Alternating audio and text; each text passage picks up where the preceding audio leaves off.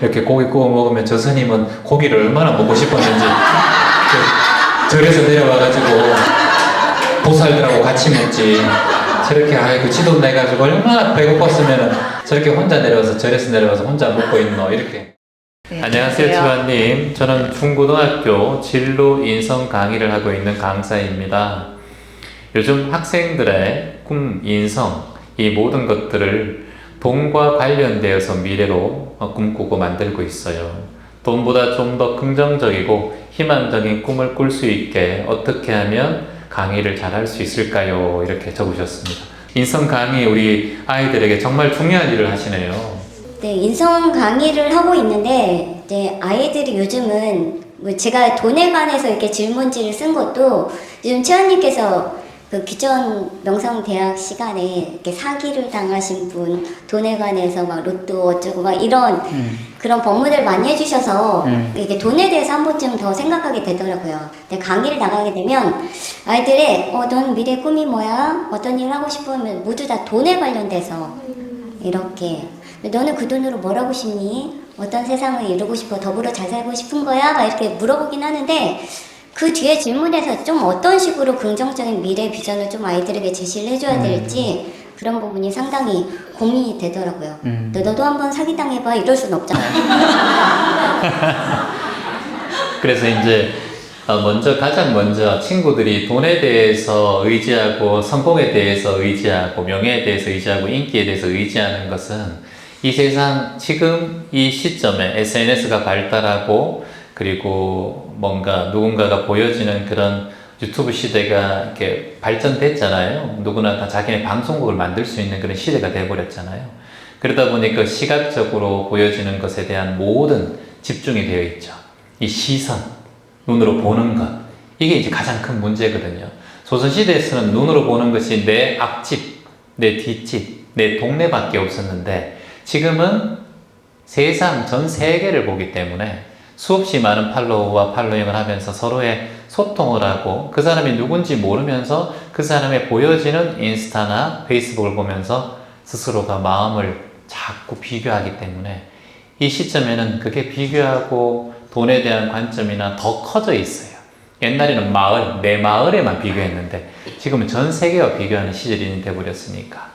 그래서 이제 강사로서 먼저 가장 중요한 것은 지금 이 시절 인연에 처해 있는 이 아이들의 입장을 이해하는 것.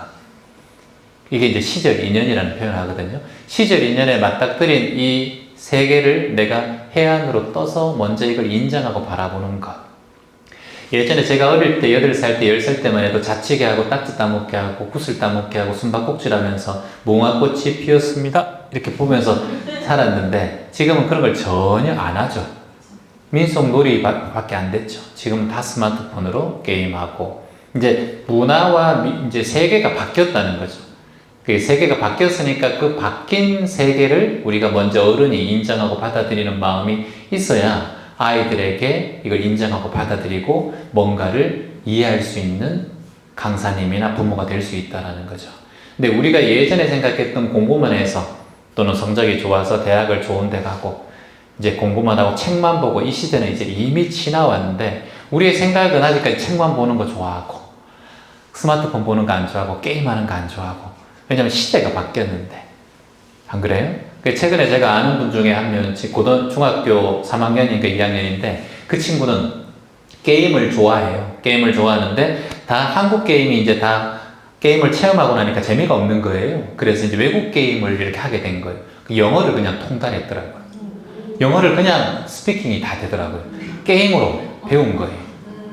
한 친구는 이제 일본 그 가수를 좋아해요. 일본 가수를 좋아해서 그 가수를 중학교 때부터 일본에 가서 그 가수를 보러 가는 거예요. 아주 가까운 친구인데, 제가 아는 친구인데, 그 친구는 일본어를 다 할 수 있어요. 근데 우리가 일본어 강의를 학원에 보내서 이 아이를 일본어를 그렇게 가르치면 될까? 저는 안 될 거라고 보거든요. 영어도 영어 학원에 자꾸 보내가지고 될까? 그러니까 시절 인연을 지금 잘 이용해서 부모가 그거를 허락해주고 인정해주고 받아들여주고 뭔가 있겠지. 필요곡절 따라해볼까요? 필요곡절. 모든 일에는 반드시 이유가 있다. 뭐라고요?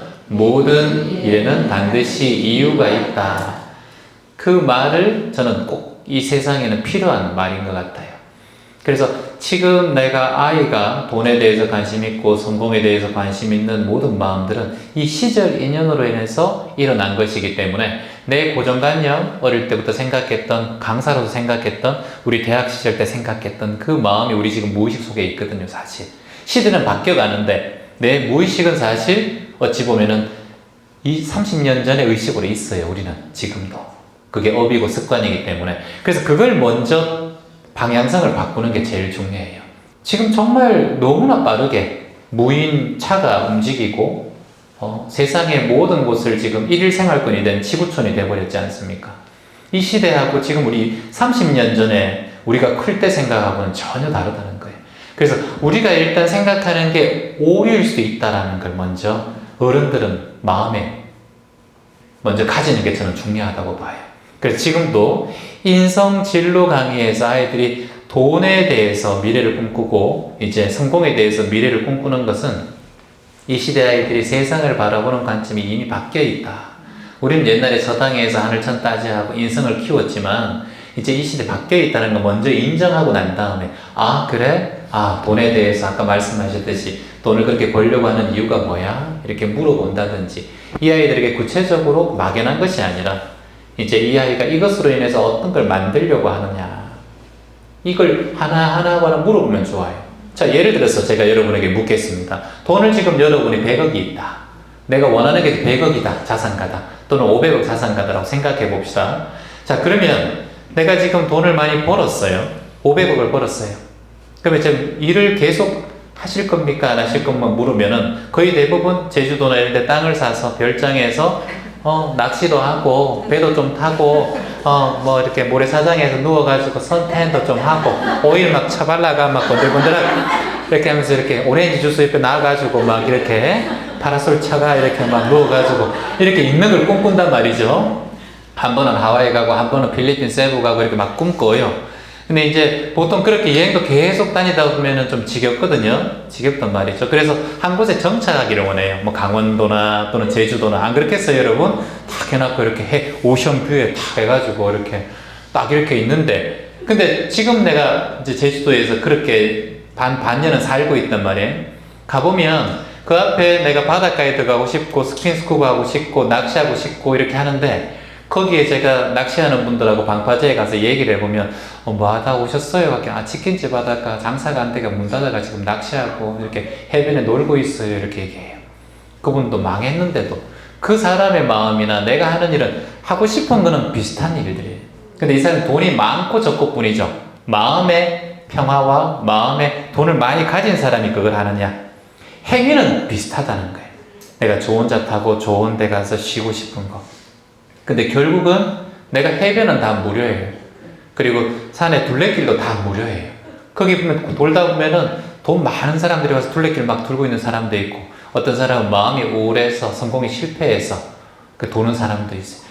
똑같은 곳을 가는데 마음의 문제더라는 거예요.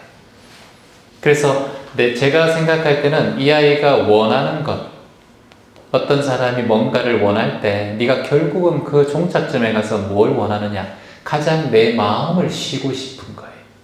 여러분 너무나 잘 아시는 에미 와인하우스라는 가수가 있어요. 27살 때 죽었어요. 알코올 중독으로 죽었어요. 그 친구가 딱 20살 때부터 성공해서 그래미상 받고 정말 세상에 유명한 그런 가수가 되었지만 마약에 손대게 되고 그리고 남자친구를 잘못 만나고 이제 마약을 하는 남자친구를 만나서 결국은 마약으로 가다가 이제 마약을 끊고 그 다음에 마약을 끊으니까 술로 그걸 채워가요. 근데 결국은 27살에 그 친구는 결국은 죽게 됩니다. 뭐 휘트니 휴스턴도 그렇죠. 세계적인 가수가 되었지만 50세쯤에 다 죽었죠. 마이클 잭슨도 그렇고 엘비스 프레슬리도 그렇죠. 너무 많은 이렇게 음식을 드시고 스트레스 때문에 그래서 세상에 가지는 성공과 이 관념을 이제 본인 그런 친구들 잘 못 보잖아요, 그거를. 그래서 제가 볼 때는 유명하신 스타와 유명하신 분들에 대해서 먼저 이 친구들이 가고 싶은 목적을 어떤 사람이 되고 싶어? 뭐 스티브 잡스가 되고 싶어? 빌 게이츠가 되고 싶어? 워린 버핏이 되고 싶어? 오프라 윈프리가 되고 싶어? 이렇게 이 아이들의 목적을 먼저 알게 해주고 그 사람들이 지금 뭘 하고 있는가? 스티브 잡스가 왜 20대까지 마약 중독이었지만 결국은 명상을 만나고 애플을 재성장시켰는가? 이런 것들. 마이클 조던이 왜 농구 게임을 하기 전에 명상을 먼저 코트에 들어가기 전에 하고 있었던가? 이런 유명한 사람들이 눈 떠 있거든요. 그 친구들은. 그래서 그런 거를 자꾸 얘기해주면 좋을 것 같아요. 돈에 대해서, 명예에 대해서 그걸 이미 다 가진 사람들이 어떻게 살았고 어떻게 삶을 형성해 나갔는지를 선생님이 그걸 얘기해주면 아이들한테는 훨씬 더 설득이 있죠. 그런 아이들에게 자꾸 명상해라 이렇게 얘기할 수는 없고 인성교육해라 얘기할 수 없으니까 그 친구들한테 논어를 가르치고 뭐 성경을 가르치고 반야신경 가르칠 수는 없잖아요. 그래서 결과적으로는 그렇다고 생각하는데 본인 생각을 한번 해보시죠. 제 말은 여기까지 하고. 그것보다 좀 더 고민되는 게 좀 하나 있는데 네. 말씀드려도 될까요? 네, 말씀하세요. 네. 비장애인 학생들한테는 인성교육을 진행을 하고 있고 주되게 하고 있는 데는 지적장애 학생들한테 이제 취업에 관해서 교육을 하고 있어요. 네, 지적장애인 학생들은 어제 가서 이렇게 해도 내일 가면 또 까먹고 내일 가서 하면 모레 또 까먹고 자꾸 잊어버리잖아요. 근데 할 때마다 진짜 열과 성의를 다해서 하긴 하는데 뒤돌아서면 얘네들이 이렇게 잘 취업할 수 있을까? 나 뭐 하고 있지? 약간 이런 생각이 올라오거든요. 그래, 그 생각이 올라오면 그 생각에 그냥 올라오는구나 하셔야 돼요. 이해되세요? 내가 김장을 하면 이 김장을 해서 맛있게 사람들이 다 같이 먹어야 되는데 그렇게 생각할 필요 없어요. 나는 김장할 뿐. 나는 지금 아이들에게 가르칠 뿐. 나는 4시간 동안 내가 해야 되는 일을 할 뿐. 거기까지는 마음 내지. 이 아이가 이것을 통해서 뭔가 좋아지고 그렇게 하는 거는 그냥 하루에 한 번이나 이렇게 자신의 내가 오늘 수업한 친구들, 오늘 모든 친구들이 잘 성장해서 마음의 안정을 찾으시기를, 좋은 인생을 살아가시기를 그렇게 하지. 그래서 그 이후로는 그런 마음 낼 필요 없어요. 다만 할 뿐이에요. 그러니까 장애 학생들하고 비장애 학생들이 비교가 되는 거예요. 비장애 학생들은 그냥 이 자체만으로도 심신이 건강한 것 자체만으로도 되게 감사한 일인데 이제 그게 편견이에요. 본인의 분별심이에요. 이미 불구부정인데 더럽고 깨끗한 게 없어요. 장애인이든 비장애인이든 그 아이는 그 존재 그대로 다 똑같은 온전한 존재예요.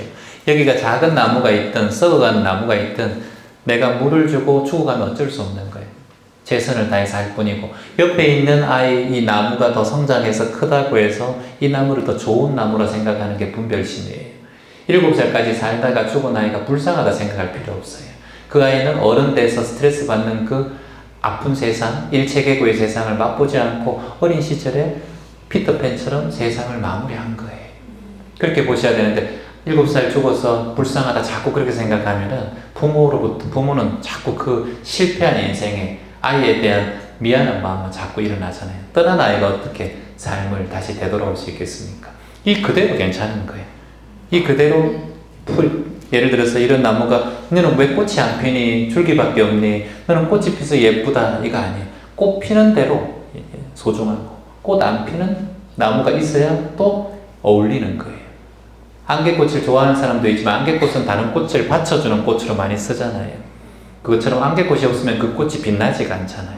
안개꽃이 있기 때문에 피어나는 꽃이 더 꽃꽂이 할 때 예쁠 수 있잖아요. 다 그냥 그걸 우리가 인간의 눈으로 자꾸 장애인, 비장애인으로 보니까 그렇죠. 휠체어 탄 사람은 휠체어가 그 존재의 한 부분이라고 보셔야 돼요. 넌 왜 휠체어 탔는 게 아니라 휠체어 탄 그 존재가 그냥 휠체어가 한 존재인 거예요. 목발 짚고 왜 평생 다녀야 돼? 목발이 그 아이의 다리이기 때문에 다리로 보시면 돼요. 그걸 목발로 보는 순간 그걸 분별심이에요. 손가락이 하나 없는 분들도 제가 악수를 가끔씩 하면 장애인분들 오시면 이렇게 오른손 보통 우리가 악수를 하잖아요. 근데 한 분이 갑자기 손을 뒤로 하고 왼손을 또 내미는 거예요. 그 제가 딱 보니까 장애인인 그 느낌이 들어요. 그 왼손, 오른손 주세요. 그 손은 당신 손 아닙니까? 삶의 흔적을 주세요. 저는 그 손을 만지고 싶습니다, 선생님. 이제 당당하게 사람들이 깜짝 놀라는 경우가 있어서 그래요. 놀라면 그래요. 제가 손을 다쳤습니다. 하지만 제 인생에 이런 흔적이니까 괜찮죠. 그게 훨씬 더 앞에 있는 사람을 편안하게 해줘요. 근데 자꾸 이렇게 하면 이 사람하고 접근하기도 힘들고 스스로 장애인이라고 생각해서 마음의 장애까지 가지게 돼요. 그래서 비장애인 분들하고 인연이 될 때 자꾸 자기도 모르게 물러서게 되고 그런 자리에 안 가게 돼요. 그래서 자꾸 장애인들이 안 나타나는 거예요, 저는. 그게 싫어요. 그냥 그래서 다리 그 손 주세요 해서 손 잡고. 참 삶의 흔적이잖아. 응? 그거는 흉터일 뿐이지 상처가 아니에요. 그걸 자꾸 상처로 보면 안 돼. 우리 삶에 상처가 없는 사람이 어디 있어요?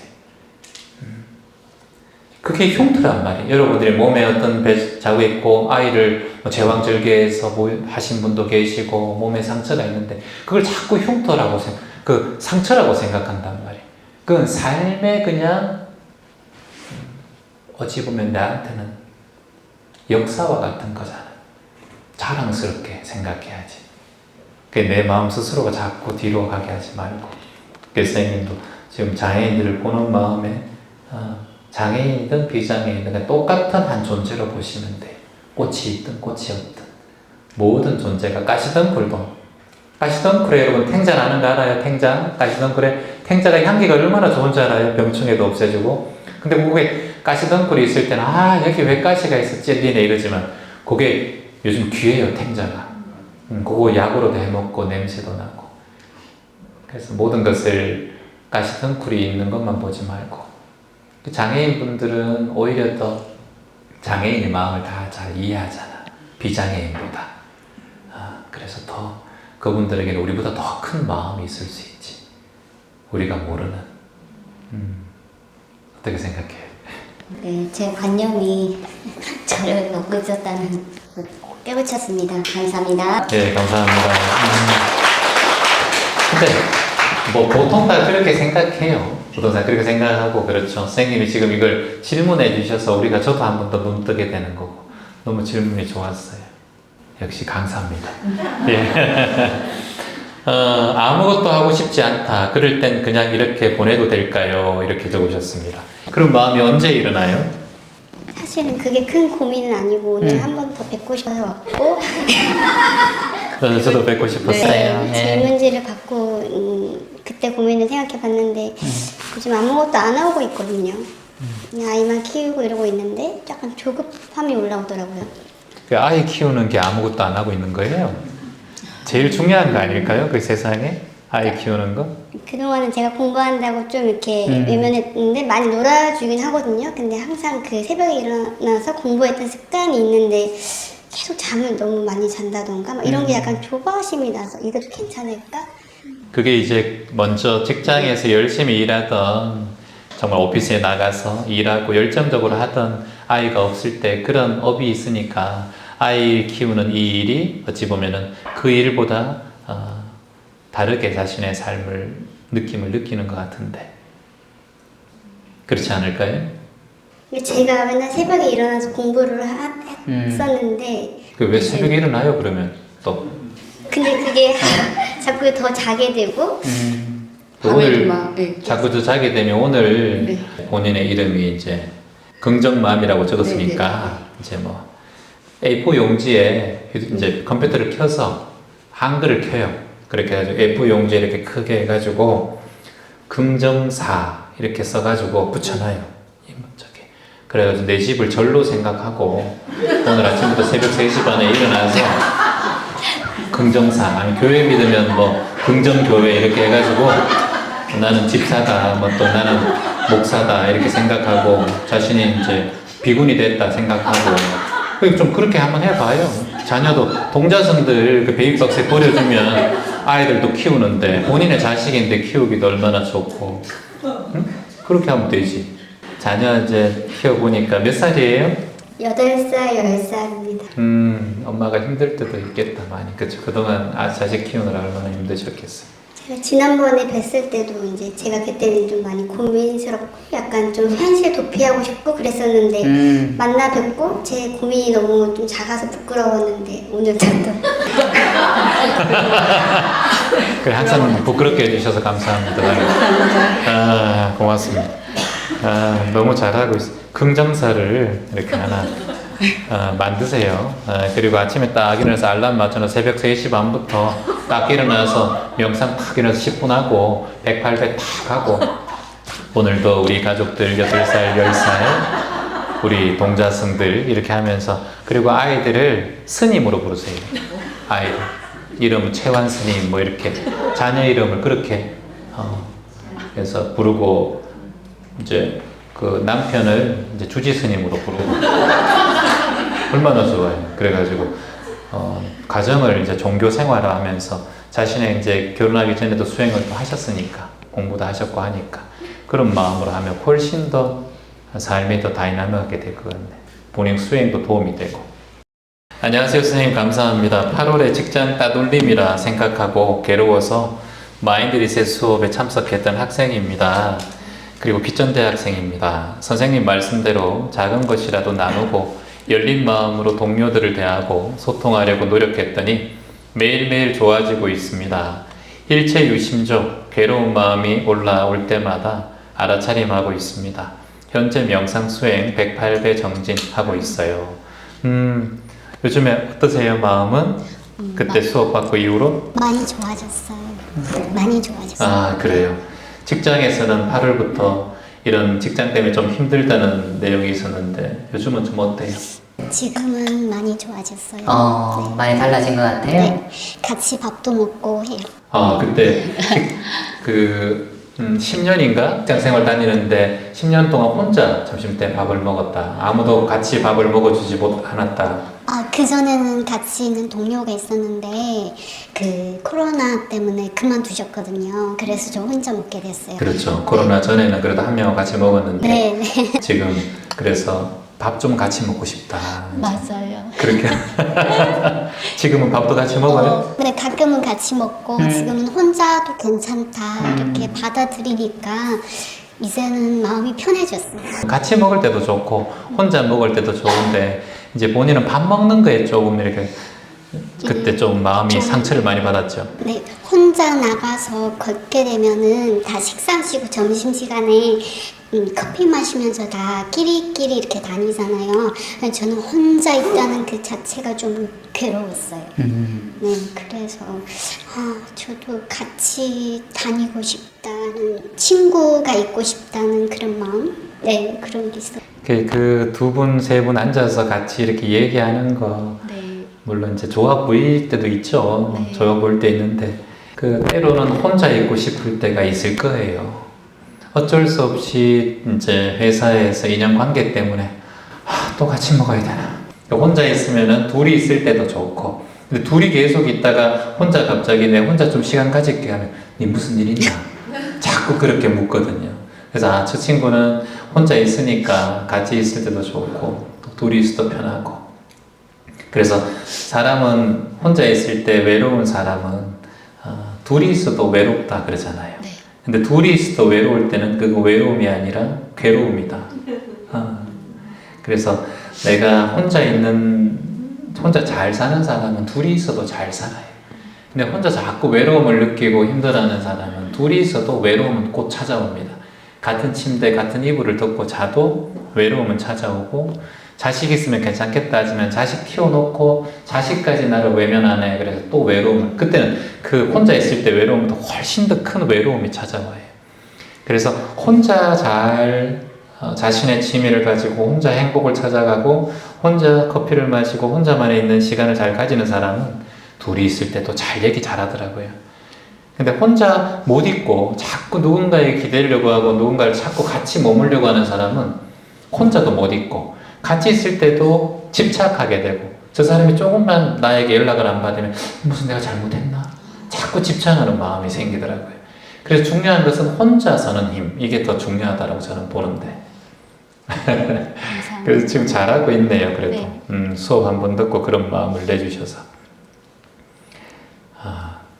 저는 제주도 가서 이제 혼자 밥 먹잖아요, 항상.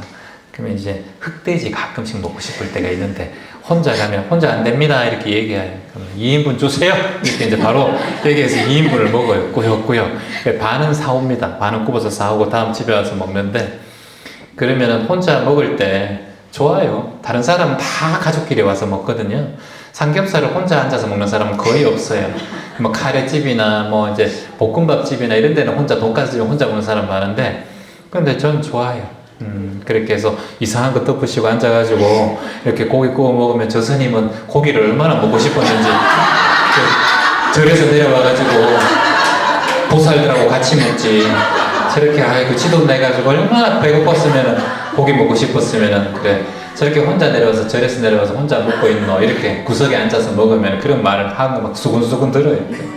들으면 제가 똑 돌아보고 2인분인데 같이 좀 드시죠 이렇게 얘기하고 그러면 그분이 아이고 아닙니다 스님 이러면서 그래서 그럼 콜라 한 잔 딱 주고 막 그래 서비스 주고 아이고 고마워요 이렇게 얘기하고 마음에 쑥 책 하나 떡 주면서 저 사실 이런 사람입니다라고 책을 항상 가방에 넣어 다니거든. 그래서 떡 주고 이렇게 하면 아이고 그렇군요 이렇게 얘기하고 재밌어요 혼자 살면.